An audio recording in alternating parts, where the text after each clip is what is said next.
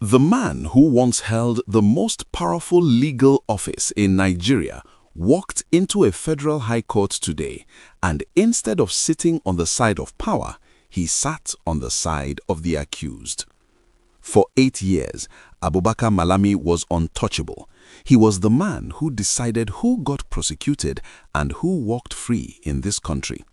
Today, someone else is making that decision about him. On March 4, 2026, Nigeria's current Attorney General and Minister of Justice, Prince Lateef Fagbemi, formally took control of the criminal prosecution of the man who held his exact same office before him. The person who now signs off on Nigeria's legal direction is personally supervising the trial of the person who used to do that job. That is not a coincidence. That is a statement. Here is how the day unfolded. The Federal High Court in Abuja, presided over by Justice Joyce Abdul-Malik, was fully scheduled to begin the actual trial today. Nigerians watching this case were ready for the real legal fight to start, but the moment the matter was called, everything shifted. The Director of Public Prosecutions of the Federation, Rotimi Oyedepo, a senior advocate of Nigeria, rose to his feet and told the court that Attorney General Fagbemi had just formally taken over this case directly from the Department of State Services. Because of that transfer, the trial could not proceed today.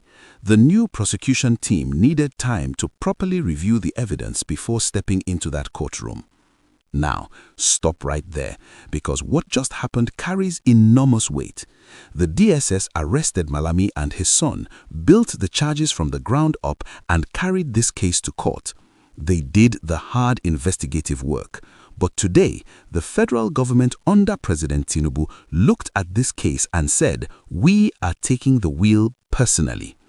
When a sitting government reaches into an active prosecution and assumes direct control, it is not just a legal procedure, it is a declaration.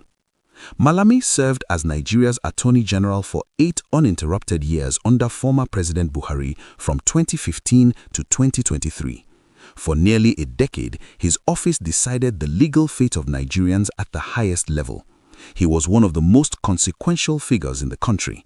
The idea of him sitting in a defendant's chair facing serious legal charges would have sounded impossible to most people just 3 years ago. Yet, here we are. The charges filed as FHC/ABJ/CR/63/2026 are 5 counts, and they are significant in what they allege. The first count targets Malami alone, and it is the most serious of all. It alleges that in November 2022, while he was still serving as the nation's chief law officer, individuals linked to financial crimes had their case files sent directly to his office for prosecution, and he deliberately refused to act on them. Under Nigerian law, that deliberate refusal by a sitting attorney general is itself a criminal offense. The government is not saying he was careless or overwhelmed. They are saying he looked at those files, made a conscious decision to do nothing, and that decision is now the centerpiece of a criminal charge against him. The remaining 4 counts pull his son Abdulaziz into the case, accusing both men of illegally storing a firearm and dozens of live rounds of ammunition at their family home in Benin Kebbi without any lawful license. These are not minor allegations. These are charges that carry serious prison time if proven beyond reasonable doubt. On February 27, 2026, both men were granted bail of 200 million naira each, but the conditions attached tell you how seriously this court is treating the matter. International passports surrendered, sureties must own verified property in Maitama or Asokoro, Nigeria's most expensive districts. This court is making absolutely sure these men show up every single time. If you have been following this channel and have not subscribed yet, right now is the moment. Hit that subscribe button and turn on your notifications, because what happens next week is going to be even bigger than today, and you do not want to be the last person to know. Back in court, Malami's defense lawyer, Adeyo Adedeji, a senior advocate, agreed not to block the adjournment but issued a firm and very public warning.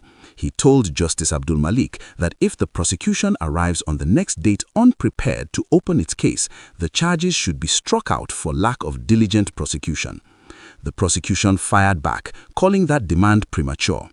Justice Abdul Malik absorbed everything she heard and adjourned the matter to March 10, 2026, with one clear instruction to the prosecution: open your case on that date. No more delays, no more excuses. Tuesday, March 10 is now the day this trial either truly begins or the defense starts drawing blood procedurally. The story being written inside that courtroom is one Nigeria has never quite seen before. A man who commanded the justice system for 8 years now has to answer to it. The question is not just whether the evidence is strong enough. The question is whether Nigeria's institutions are strong enough to see this through, regardless of who is watching and regardless of who is calling. So tell us what you think.